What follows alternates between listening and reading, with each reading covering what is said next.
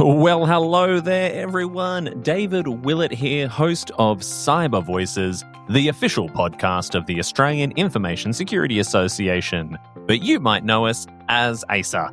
Over the next few weeks, I will be bringing you a series of exclusive interviews recorded live at ASA South Australia's event, Adelaide Sec. This event brought together the brightest minds in the industry across government and private sector to share ideas on how we can make South Australia and Australia in general a more cyber secure place to live and work. Each one will share with you unique insights on how to improve your security operations. From incident response to third-party risk management, you do not want to miss our South Australian mega minds of security on Cyber Voices. Make sure you subscribe to this podcast on your platform of choice and ring the bell to make sure you get notified when our latest episodes drop. Before listening to this exciting interview from Adelaide Sec, I've got a really important question to ask. Are you prepared to transform, to evolve? Well, guess what? ASA presents CyberCon Melbourne 2025 is almost here. Also known as the Australian Cyber Conference, CyberCon Melbourne takes place on the 15th to the 17th of October 2025 during Cybersecurity Month. In an era where digital frontiers are continuously expanding and evolving, CyberCon Melbourne will be a catalyst for transformation and evolution. The largest cybersecurity conference in the Southern Hemisphere, it attracts over 400 leading cyber, humanities, science, and celebrity speakers from around the world and more than 6,000 delegates to explore and set new paradigms in cybersecurity. In fact, some of our amazing speakers this time around include the first female White House CIO, Teresa Payton, and Washington Post former investigative sleuth and award-winning author Brian Krebs will keynote, with engineer, inventor, and innovator Dr. Jordan Ewan returning by popular demand. Don't delay, register to attend today at cyberconference.com.au. And if you need your brand front and center at CyberCon, contact our national events and sponsorship manager, Susanna Palermo, by emailing sponsorship@asa.org.au to get the best exposure for your company. CyberCon Melbourne, the Australian Cyber Conference, is proudly brought to you by the Australian Information Security Association, Australia's largest and most trusted cybersecurity peak body, and major partner, the Victorian Government. See you there.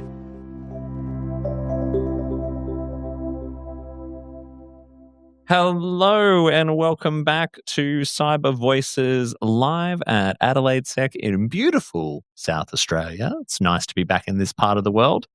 My guest today is Yvonne Sears, founder of Elevate Resilience and a powerhouse in the fields of business resilience, cybersecurity, privacy, and strategic advisory.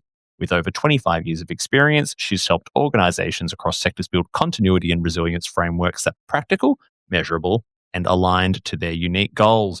Yvonne's work goes far beyond compliance checklists. Her session at Adelaide Sec today, which I'm really excited to unpack, beyond the questionnaire, rethinking third-party risk, challenges the traditional approach to vendor assessments and offers a fresh perspective on how to build trust, transparency, and true resilience across your supply chain. Let's welcome Yvonne to Cyber Voices. Hello, hello. Hello. Tell me, how did the talk go? I think it went well. Got some good engagement and questions throughout, so that's always useful. Yeah. Now, as I said, I love the title of your talk, Beyond the Questionnaire. Give me a bit of an idea around what was the intent of your talk? So the intent of the talk was essentially to make people think a bit differently about third-party risk management. Why are we doing it in the first place? So instead of it being a checkbox exercise to go through, where they're not really getting a better idea of how they are doing third-party risk management, it's about, okay, well, what is it that we want to achieve from doing this? Because I've seen it from both sides of the fence. You got the poor vendors and service providers being sent these ridiculously long, same but different questionnaires that keep coming through and getting longer in some cases. Yeah. And without any context of what's being asked of them, because on the client side, they're going, well, we need to do these third-party risk assessments, and they don't always have the people, capacity or capability to do them. So, what we're seeing is a lot of just standard questions going out, which aren't related to the specific products or services being provided to that particular client. So it's Essentially the point of it was looking at, okay, what's our objective? Let's choose 3 or 4 objectives that we want to look at and find some key results. So OKRs, I'm a big fan of OKRs. So for each objective, we want some measurable OKRs. OKRs. So how are we going to prove or disprove that statement, essentially, that objective? Why do we do the questionnaires? At some point in recent history, now I've been working in like senior leadership roles in cyber probably since about 2018, 2019, and been in the industry for a lot longer. But at some point since all of a sudden it became a thing. Yes. I think I remember where I was working at the time, we produced a SOC 2 once a year and sent that out and, if we found anything, we're fixing it up. Thank you and goodbye. And then at some point, supply chain risk really took off and the questionnaire became, dare I say, the tick box in a way. Is that kind of your take on it too? Definitely. Yeah, definitely. It just became the fall guy, I guess. Maybe it's, I don't know why everyone's happy with a large questionnaire of all these possible controls, but maybe it's from the historical part of the standard, which was 17799, is very controls based. 20 odd years ago, we were just looking at each of those controls and saying, do you do access control? Do you do, you have physical access control and things like that? And it was very high level or not associated to a risk. And we're doing the same thing as we did back then. Now, when the standard changed from 17799 to 27001 and 27002, it became risk-based. Especially in the last edition, 2022, is essentially risk-based. So we're choosing the right controls based on our situation, based on our risk profile. And we need to do the same for third parties. What is the risk profile based on how we use their products or services? And then choose the right questions to fit those risks and get that better understanding of how we're managing the risks. And having to ask a series of focused questions seems like it should be the right or smart thing to do. I wonder why it is then that everyone just sort of seems to fall back on the default of, well, let's just use this templated stock standard thing for everyone. Do you reckon that just comes down to resourcing or just the capacity to be able to handle this kind of work? Capacity and capability. Yeah, definitely. Yeah. I think a lot needs to be said for risk management capabilities and understanding the full risk assessment process. Are we doing a good enough job in helping people understand what risk management in information security, cybersecurity is? Because if we were, then surely this wouldn't happen. Yeah. So I think definitely. there's a bit of a learning journey for everyone to go through in terms of risk management. We were talking about this before we started recording. Yeah. And I do the questionnaires because I genuinely want to be able to know if there's anyone we're partnering with, especially when it comes to technology, where that we're potentially introducing a risk, which me as the CISO is going to be accountable for, or possibly working a 100-hour week if that risk becomes realized. And there's an intent there as well to be able to identify that, make recommendations to the architecture team or whoever is building that bit of capability or integrating it into the rest of our environment. And that does help a little bit. But then also, I think there's an element for me where I also, to save my own team time and everyone else around me time, is help understanding, well, why should I care so much if this organization has this policy or that policy? Like, what are they doing for us? Right? Like, this is just some web portal that's going to have maybe 5 people using it. Do they need to fill out a 350? Yeah, exactly. And if a process tells me they do, then process tells me they do. But like, if they're a little deficient in some places, then is it really going to be the end of the world? And I don't know why we do this to ourselves. I really Yeah. You sort of think about it. Okay, well, let's work out what our baseline requirements are, regardless of who we're dealing with. What do we expect as an absolute minimum? And that's our benchmark. We don't have to do an assessment against that. It's like if they're replying to requests for a quote, then procurement can go, they meet that requirement, or they don't. Yeah. And that's the first pass. Yeah. So we don't. Why are we doing this? Because why are we asking the same questions as if they would in 27001 audit? just say that's the first pass. If you're a high risk, I want to see your 27001 certificate. But people won't do that anymore, I've noticed. I mean, I don't know if you've noticed that as well. Like, you're giving me a funny look there, and it's because I have a personal experience in this. Where they won't share the certificate? Or? Well, not that they won't share the certificate, but okay, it's more the other side, right? Where they're going, no, okay, cool, you've got ISO 27001. We still want to. We want to see evidence. Answer our own questions. Answer our own question. Yeah, so you have the baseline. Yeah. Sure. I mean, 27001, that's the organisation themselves demonstrating that they understand information security risks and they're doing something about it, essentially. So that's at the organisational level.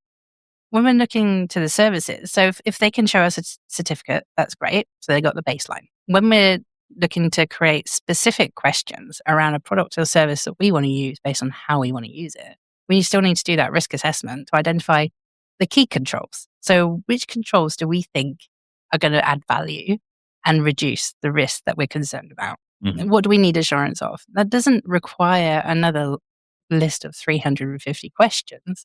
That may be very specific questions around, okay, the baseline could be that they do business impact assessments and they have business continuity plans. A key control may be that they review them at least annually, or that they've run tests, or that they've run a specific ransomware exercise and they can demonstrate that. What is it that we want to know? What is the risk? So if we have a risk around unplanned downtime, sure, let's ask them about whether they've practiced for ransomware and can respond and recover within our expectations. Do you think there's an element, and this is a little bit of a cheeky question, do you think sometimes you see people assessing a potential partner or a potential vendor to a standard that they don't even meet themselves? Yes. Yes. All the time.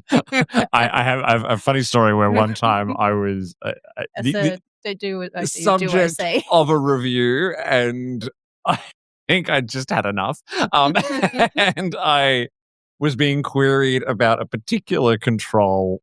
And, well, when are you going to do it? When are you going to have it in place? Rah, rah. And I just kept thinking, like, oh, I've got my own, like, risk team and my own things that I need to comply to. And I think I eventually just said to this person on the other end, I said, can you tell me how you do it?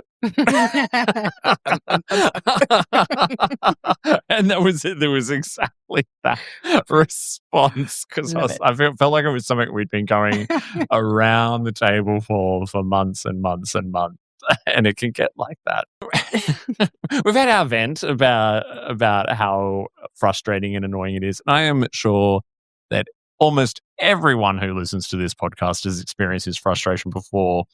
But there is a place for third-party risk assessments, and it is necessary. But I think, to your point, we've got ourselves into this world and this culture where we're just doing a little bit of theatre so that we can maybe not shirk responsibility, but if an incident happens, we can go stand in front of our boards, our executives, or our insurers, and go, well, they did the assessment, so that was us doing our due diligence. So, where to begin? What's your advice for an organisation that's struggling with this? You mentioned OKRs and all that kind of stuff before, but where do they come in tomorrow and start to rethink things a little bit differently? Well, it's essentially that is start with the objectives. So why are they doing it in the first place? So what's their risk profile?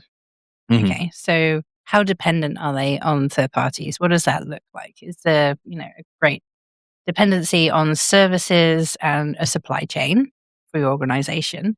Or do you have a high use of software as a service platform? Do you have third parties that have significant access to your data or physical access to secure areas? Or, what does that actually look like? Because if you've only got a couple and they don't access anything, okay, well, which third parties do we care about? It'll be the third parties within applications, for example. So let's focus our efforts on application risk assessments and less so on the third party. So then we can go, okay, well, our priority is application security risk assessments. Let's find out what we have. So the first step would be to create that register of all the applications that we have, maybe run a scan to see if there's anything else out there that we didn't know about. So we get a full view of what we look like, and then go, okay, well, what do we use these for? What are the associated risks? So what's the risk profile of each of these applications? So some, for example, may process personal information or financial information, where others may be just, I don't know, operational manuals, procedures, that sort of thing, which we don't really care about. So then we can prioritize that list and then start at the top, start with the highest risk and go, okay, well, what risks are we concerned about? I think that's the missing piece for a lot of people that I've had this conversation with is, well, why do you care so much? Like you even mentioned doing the external scan, where some people may use one of the many solutions that are out there to help you assess another organization's public presence. Yep. Which is kind of just scanning the surface of their web app to sort of go like, well, and giving you a score, right? And I've, again, been on both ends of that where it's like, all right, can you let us know when you're going to fix all this and get it back up to an acceptable score? And it's like, well, not all of this really matters, does it? Is there a case to sort of say, well, maybe you don't need to be running this assurance across all third parties? Or do you think it's carte blanche? It needs to be across all of them, but just scaled depending on what they do? I don't know. Would you do it for a cleaner? Depends. Again, and this is this is where you got to consultant answer that is. But I mean, obviously, if they're cleaning a secure area or something like that, then sure, we want to ensure that they got the right background checks and things like that in place for their staff. But you're not going to ask the cleaner if they have multi-factor authentication. Yes, because they only have physical access. But it needs to be relevant to the situation. If you take that approach, I just suggest to literally, then you could be like, all right, well, we're only going to go AWS or Microsoft or Palo Alto, whoever is providing like these big core services. And then you might forget about that one-off consultant or contractor who actually came in to do a pretty important piece of work on your Active Directory. Or is the only person that built the application that knows how it works. Where have you seen an example of someone that's maybe a little bit more on the right path, who's adopting, or where you've taken some of these elements that you've used in your talk and you've seen that happening? Some government agencies, believe it or not. I can imagine. Are we talking state or federal? State. But that makes sense that government could potentially lead the way here. There is a lot of pressure on government right now to reduce waste and increase productivity. Like, governments in previous decades have been places where it's quite common to just go, it's just government and that's been that way forever and all that. But I think, especially at the state level, in some of the states, they're really sort of trying to push the dial and show how they can do things more effectively. And as they should, that's what people expect of them, right? And this is where a part of the problem comes in too, is just either side's ability to keep up with it.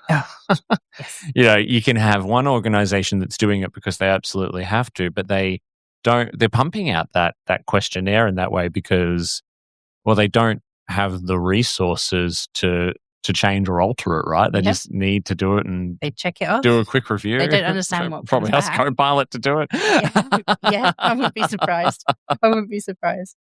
But it's the capacity element. So they're sending out these questionnaires. It comes back, dare I say it, to junior resource. It makes sense to do it, and they go through. Have they answered the questions? Yes. No. But then what? They've answered all the questions, but how are they being challenged? They don't always know what to pick up on in the answers, or know that actually we need to dig down into this question or this particular answer a bit more to really understand how it's being applied. And then asking for evidence as well. I think the evidence piece is also missing because they've got the third parties patting themselves on the back saying, we've completed your form. Yeah. Can you sign the contract now, please? Sign it now, please. No. It's then drilling down, okay, what are the most important key controls that we need to have actual evidence of to give us the assurance that it's not just going through the motion, but actually understand the control and the control requirements and what I need from the control. I think it's going to take a bit of a movement to really shift the dial on this as well, don't you think? Definitely. Because what we were just talking about there, I mean, that applies for the person responding to it as well, because you can just assign someone to be like, all right, here's a whole bunch of screenshots. And and a lot of the time it's, all right, well, here's the table of contents for this thing. All right, I can see that you've got all the right chapters in this policy. And away we go. The policy exists. I described it to someone the other day about introducing a program to do this as, on the surface, we're really just making sure they didn't get out of bed and find out what cybersecurity was yesterday.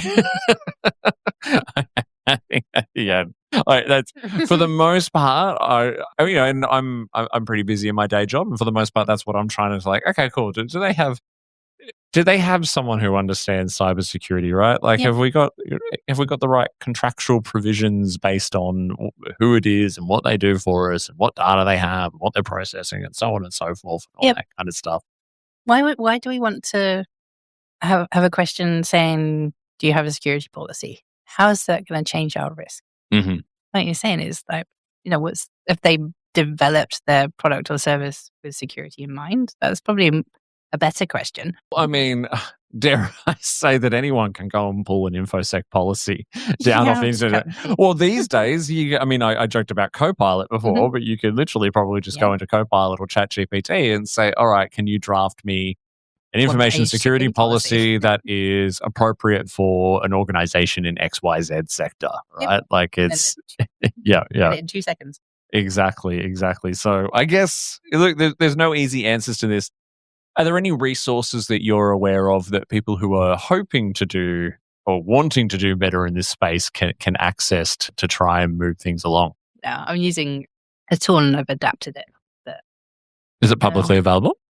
Yeah. So, the tool itself is. So I'm using Smartsheet essentially, and I've just built a process within it to be able to do third-party risk assessments and track progress and do metrics and everything around it, which I actually showed in my talk today, which just helps give that visibility across the risks and also the process itself. So you can do percentage completion of risk assessments in the high category, for example. Yeah, and have that visible dashboard for management to show the risks. Let the important stuff float to the surface. Stuff you should be focusing on. Yeah, not just, the number of those that are completed in a questionnaire. But it comes back to understanding what risk is and why you're asking certain controls. And I think until we manage that lack of knowledge, I don't know. I think this is going to be a difficult one to turn around because there's no magic wand. I mean, even if I made my platform readily available, they still need to understand how they're going to use it and, how to select controls that actually make sense. Yeah. Like I said, there's hopefully we have more conversations like this starting around the industry so that people start to rethink this a little bit. And it'll probably take some of the bigger players to be like, oh, do you know what? We're not doing it this way anymore because it gets us nowhere. Maybe they'll realize it's costing so much money. Exactly. There are whole teams dedicated to this stuff. In some places. And they are literally just doing what we spoke about. Yes, they've got that. Yes, they've got that. Show me the screenshot. Yes, they've got that. It really is. Well, listeners, there you have it. And this is not the first, nor will it be the last time we unpack this deeply philosophical topic that's happening in cybersecurity today. Bit of an existential crisis, I imagine, that we're having. So, look, I hope this stirred up some thoughts for you on how you might change your approach. And remember as well that if you've got any thoughts or feedback on this, you can email us at cybervoices@acer.org.au. Thank you so much, Yvonne, for sharing your voice with us today. Thank you.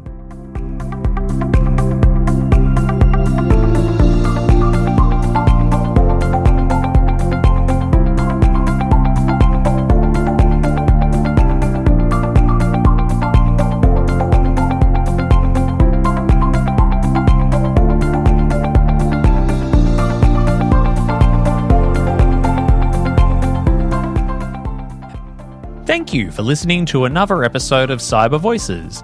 Our music is by Sanar Garut, our show artwork is by Studio Quarantine, and we record our show at This Is a Studio in Pran, Melbourne, part of Popplant Productions. Please make sure you follow the show on your podcast platform of choice and leave us a 5-star review. This will help others find the show. Also, please follow the association on LinkedIn and Instagram. If you want to add your voice to our ever-growing chorus of diverse cyber voices, have questions, feedback, or would like to be a sponsor, you can do so by emailing us at cybervoices@aisa.org.au. That's cybervoices@aisa.org.au. Are you an ASA member? If not, you should consider joining our network of over 12,000 members across Australia. An ASA membership can open doors, build professional networks, create lifetime friendships, and offer exclusive training, events, and other perks. Become a member today by heading to our website at asa.org.au.